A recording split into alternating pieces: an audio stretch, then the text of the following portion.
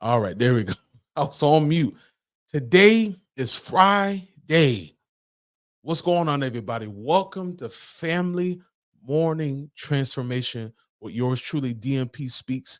I am here live from the studio. I hope that you all are doing well. I hope that you're and pray that you're feeling well.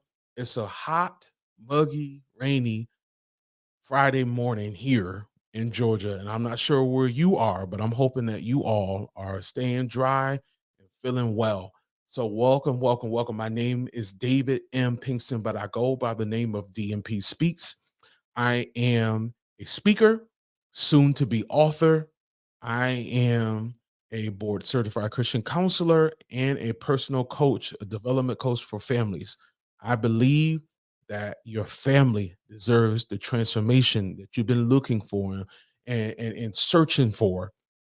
I believe that I have a program that is going to help you, but I'll tell you about that at the end of the show. So you can't leave me. You got to stay towards the end just for additional information. But today, the topic that I would like to talk about, and I want you guys to share this if you don't mind. Share if you care, as they say. The topic that I want to talk about, and this is a pretty serious topic, and if you have comments or concerns, please engage with me. I believe that we're turning a corner together, that we can talk about certain things when I have these topics, and you guys can even have topics that you want me to talk about. I want to bring my wife on. I want to bring some family members. I want to bring some experts. I want to make the show and the other things that we're working on a value to you, of value to you. So again, the topic that we're talking about today is constant pressure brings distance. Again, constant pressure brings distance. Please share. Let's go into today's session. So, parents, guardians.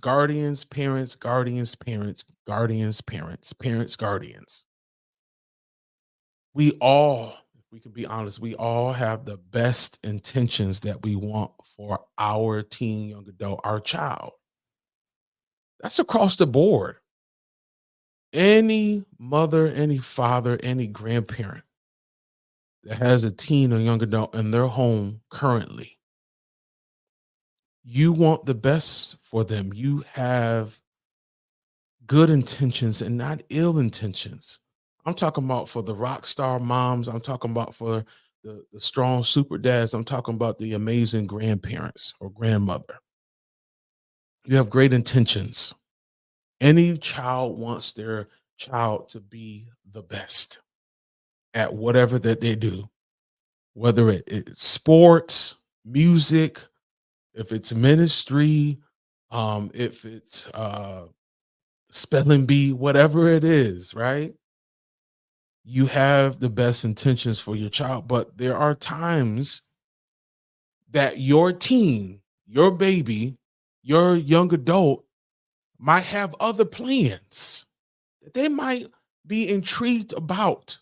They might have some other dreams, some other aspirations, and they've been inspired to do those aspirations and do those dreams that might be contrary to what you want them to do. We all have our children. We want a certain life. We want them to live a certain life as we get older, so that when we're gone, we know that they're good.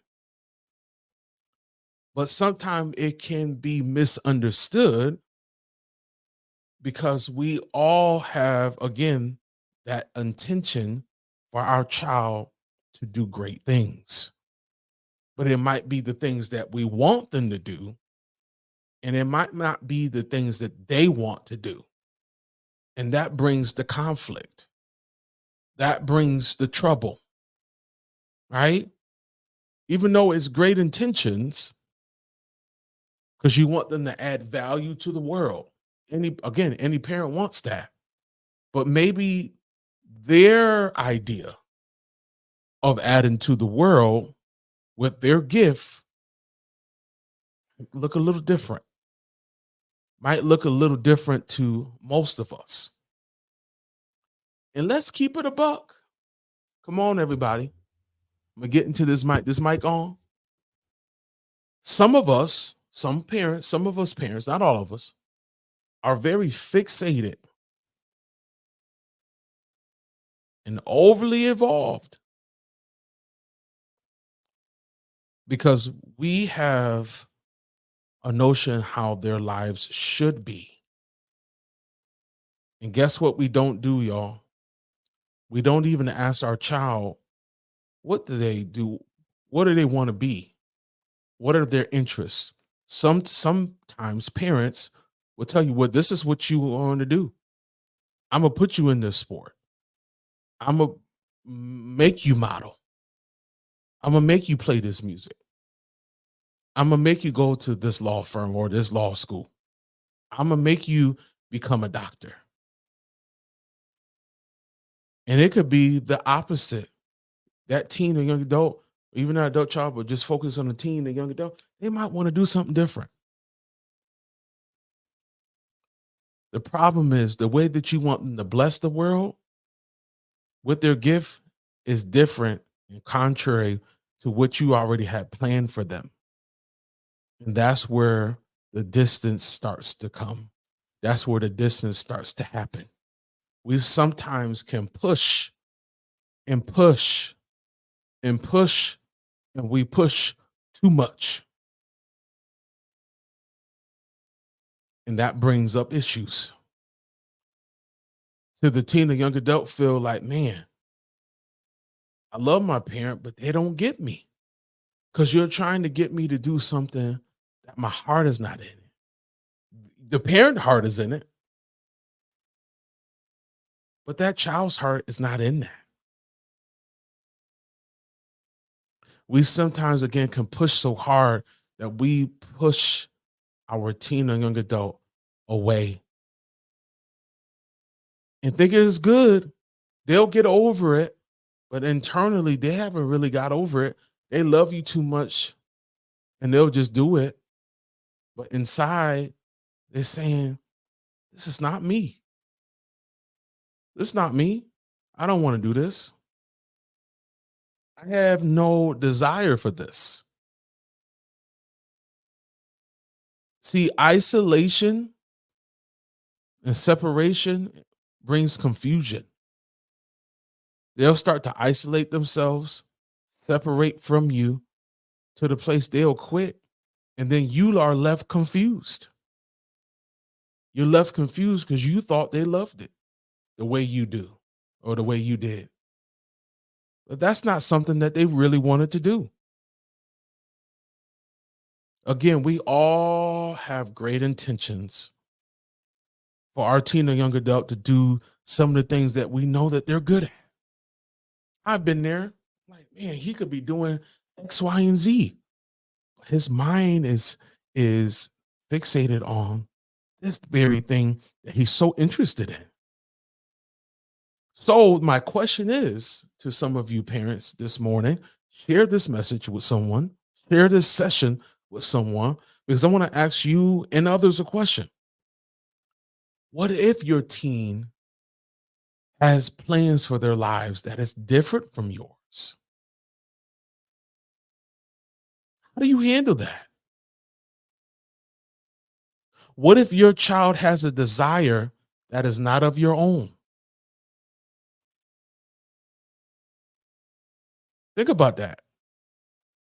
They got a desire to do this because it's on their heart. That's all they think about. We got to realize that if that's something that they really think about, that is in their heart and they really want to do it, we got to be able to feed them. But a lot of times we're not feeding them that.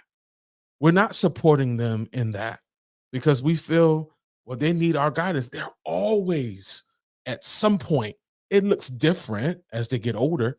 They're always going to need our guidance. I don't care how old they are, how old you get, they're still going to need your guidance. But sometimes they just need your support, that they don't have to perform and do the things that you want them to do for you to really love them, for you to be really happy for them or happy that that's your child. See, when we don't have an open mind and open thoughts, we are missing out on valuable and potential great conversations and closeness, right? Because our minds are closed to the very thing that our teen or young adult is so heavily mentally and emotionally involved in. They can smell that thing. It's there for them. So my other question is to you all. I'm gonna ask you a lot of questions. Have you asked them what their passion is? What do they like to do? Who do they want to become? Because if you're not asking these type of questions about their passion, what makes them happy? Because when you start to ask these questions, then you start to really get to know them as a person.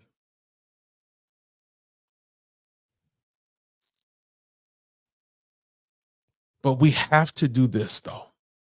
We got to ask them these questions so we can find out what makes them happy. Find ways, we have to find ways to support them. We got to find ways to be their best cheerleader. We got to find ways to not just be supportive, but be open minded.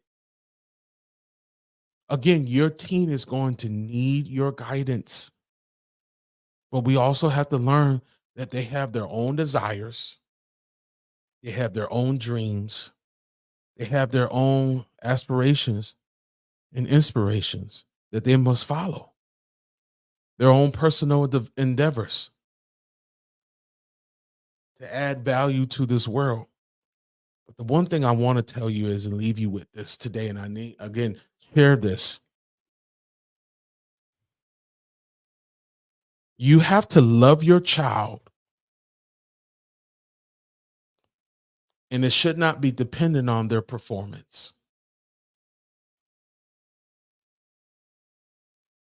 Whether they are involved in something that you have done or not. And I know that's a hard pill to swallow, but they should always know, even if you don't fully agree, even if you don't see it, they should always know that they got your support. Again, they don't have to be just like you,